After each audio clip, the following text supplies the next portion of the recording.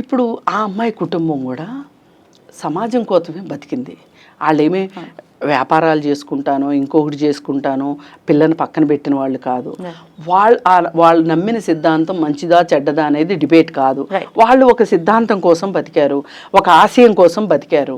అలాంటి వాళ్ళని ఎలా అంటే అలా మాట్లాడి ఈ అమ్మాయిని మాట్లాడుతూ పూర్ణచందర్ని ఒక్క మాట కూడా అనని వాళ్ళ గురించి నేను సూటిగా ప్రశ్నిస్తున్నా. ఇది నా బాధ. ఇప్పుడు మీరు స్వేచ్ఛను అనండి, ఏమ్మా అసలు ఒక పెళ్లిలో ఫెయిల్ అయినప్పుడు అసలు ఈ పెళ్ళి ఎందుకు ఫెయిల్ అయింది అని ఆలోచించుకోకుండా రెండో పెళ్లి ఎందుకు చేసుకున్నావు అని స్వేచ్ఛను అడగండి. నేను తప్పు పట్టను. ఈ రెండో పెళ్లి కూడా ఫెయిల్ అయిన తర్వాత ఎందుకు చేసావు అని అడగచ్చు, నేనేం కాదనట్లా. కానీ ఈ అమ్మాయిని 3 విషయాలు అడిగేటప్పుడు పూర్ణచంద్రన్ ఒక్క విషయం అడగరా మీరు? నీకేం పోయే కాలం వచ్చిందిరా, భార్య ఉంది, పిల్లలు ఉన్నారు, నీకు ఇదేం పోయే కాలం అని అని ఒక్కళ్ళన్నా మాట్లాడుతున్నారా? అడగాలి. మన చుట్టూ బోల్డ్ మంది సినిమా యాక్టర్లు, బోల్డ్ మంది వ్యాపారవేత్తలు, చాలామంది రాజకీయ నాయకులు పెద్దిల్లు చిన్నిల్లు మెయింటైన్ చేస్తున్నారు. ఈరోజు వాళ్ళని ఎవరన్నా మాట్లాడుతున్నారా? ఏంటిది అని మాట్లాడుతున్నారా? ఇవి చాలనట్లు వివాహేతర సంబంధాలు కోకొల్లలు ఇవాళ.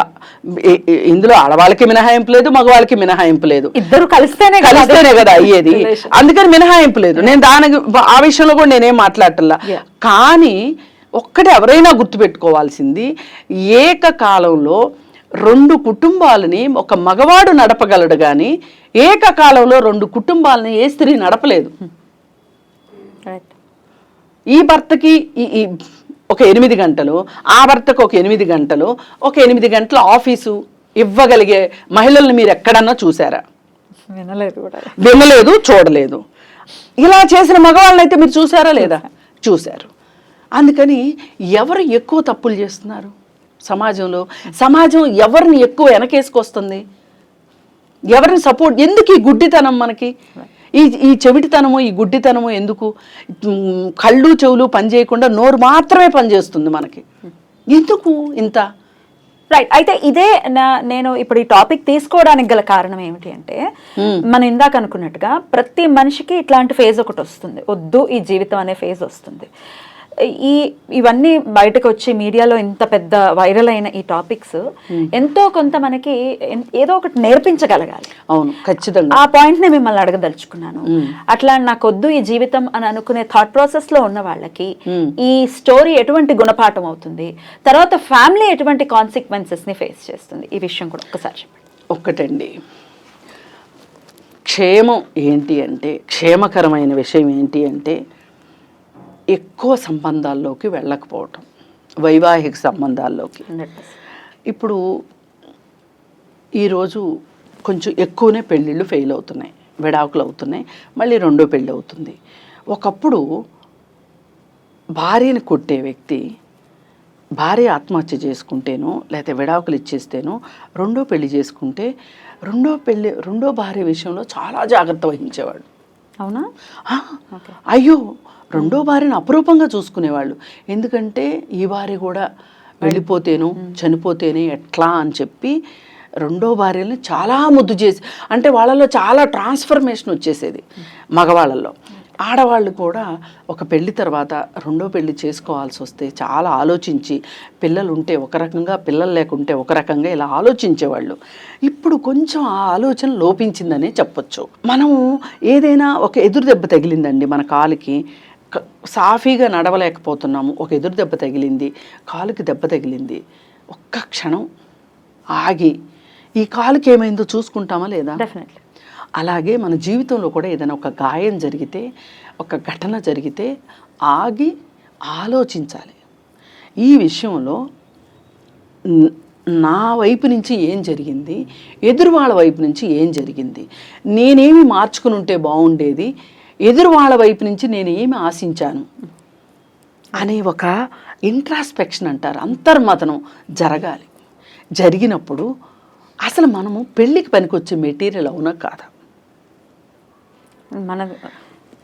మనం మగవాళ్ళైనా ఆడవాళ్ళైనా మనం అసలు పెళ్ళికి పనికొచ్చే మెటీరియల్ కాదా, అవునా కాదా అని ఆలోచించుకుని, ఇంకా పెళ్ళి కావాలి అని అనుకుంటే, నేను ఇలాగే ఉంటాను అనుకుంటే వెల్ అండ్ గుడ్. ఉండండి అట్లా. కానీ పెళ్ళి కావాలి అనుకుంటే అడ్జస్ట్మెంట్ అనేది ఉండాలి. కానీ ఇది మనం మాట్లాడినంత ఈజీగా అడ్జస్ట్మెంట్ రాదు. అందుకని దానికి సపోర్టింగ్ సిస్టమ్స్ ఉన్నాయి. కౌన్సిలింగ్ ఉంది, కౌన్సిలింగ్కి వెళ్ళండి, తీసుకోండి. జరిగింది మొత్తం ఇది నిష్పక్షపాతంగా జరిగినట్లు ఉన్నది ఉన్నట్లుగా మీ వైపే తప్పులు ఉన్నాయని మీకు అర్థమైతే కూడా చెప్పాలి. తల్లిదండ్రులతో కూడా పంచుకోని విషయాలు కూడా ఒక కౌన్సిలర్తో చెప్పుకోండి. మొత్తం విప్పండి, మీ జీవితం మొత్తం విప్పి వాళ్ళ ముందు పెట్టండి. ఎక్కడా కూడా ప్రొఫెషనల్ కౌన్సిలర్స్ ఎవ్వరూ కూడా బట్టబయలు చెయ్యరు. కాన్ఫిడెన్షియాలిటీ అనేది ఫస్ట్ ప్రిఫరెన్స్, అసలు ఫస్ట్ ప్రిన్సిపల్. కౌన్సిలింగ్కి first principle confidentiality, non judgmental thinking, purposeful talking. ఈ 3 ఇంకా చాలా ఉన్నాయి. ఈ 3 చాలా ఇంపార్టెంట్. ఈ 3 చాలు కదా నీకు. వాళ్ళు కాన్ఫిడెన్షియాలిటీ ఉంటుంది. జడ్జిమెంటల్ గా లేకపోవడం అనేది మేజర్ థింగ్. నువ్వు ఏమన్నా చెయ్యి, దానివల్ల ఏం జరిగిందో చెప్తారు కానీ నీ తప్పు ఇంట్లో వాళ్ళు అన్నట్లు అనరు. నీ తప్పు అనరు, మాట్లాడతారు కదా. మళ్ళీ ఆ తర్వాత మళ్ళీ జీవితంలో నీ తల్లిదండ్రుల మొహమైనా చూడాల్సి వస్తుంది, చూస్తావు కానీ వాళ్ళ మొహం చూడాల్సిన అవసరం లేదు. నువ్వు వాళ్ళకి డబ్బులు ఇస్తున్నావు, ఫ్రీగా కూడా తీసుకోవట్లా. ఈ కౌన్సిలింగ్ వాళ్ళకి ఇంత ఇచ్చి, కౌన్సిలింగ్ ఫీజు ఇచ్చి, నీ బాధ అంతా చెప్పి, వాళ్ళ దగ్గర నుంచి నువ్వు ఒక సలహా తీసుకుని పక్కకు వచ్చేస్తున్నావు. వాళ్ళు నీకేదో జీవితాంతం చాలా చేసేసాను వాళ్ళు ఫీల్ అవ్వరు. నేనేదో వాళ్ళ దగ్గర ఫ్రీగా తీసుకున్నాను, నువ్వు ఫీల్ అవ్వాల్సిన అవసరం లేదు. ఒక గుణపాఠం నేర్చుకొని దాన్ని ప్రాక్టీస్లో పెట్టుకుని, అది ఒక్కసారితో అవ్వదు, ఒక 4-5 సెషన్స్ పడుతుంది, ఒక థెరపీ లాగా చేస్తారు. మీరు అక్కడ గోల్ ఏంటి? మీరు అక్కడికి వెళ్ళిన గోల్ ఏంటి? మిమ్మల్ని ఒక అడ్జస్ట్మెంట్స్ అవసరమైనప్పుడు చేసుకుంటూ, అలా అని పూర్తి సబ్మిసివ్గా వెళ్ళమని కూడా కాదు, అలా మిమ్మల్ని రెడీ చేస్తారు, ప్రిపేర్ చేస్తారు. అలా ప్రిపేర్ యాక్చువల్గా పెళ్ళిళ్ళకి ముందు కూడా అవసరం. ముందు అసలు ప్రీ మ్యారిటల్ కౌన్సిలింగ్ 100కి 500% ప్రీ మ్యారిటల్ కౌన్సిలింగ్ అవసరం. ఇది అయిపోయింది. ప్రీ మ్యారిటల్ కౌన్సిలింగ్ తీసుకోలే, ఒకవేళ తీసుకున్నారు అయినా ఫెయిల్ అవుతుంది, ఇంట్లో ఇబ్బందులు వస్తున్నాయి, విభేదాలు వస్తున్నాయి, అప్పుడు చేయాల్సింది ఏంటంటే మ్యారిటల్ కౌన్సిలింగ్కి వెళ్ళాలి. మ్యారిటల్ కౌన్సిలింగ్ కూడా ఫెయిల్ అయ్యింది అంటే మీరు ఒక దండం పెట్టి విడాకులు తీసుకుంటారు.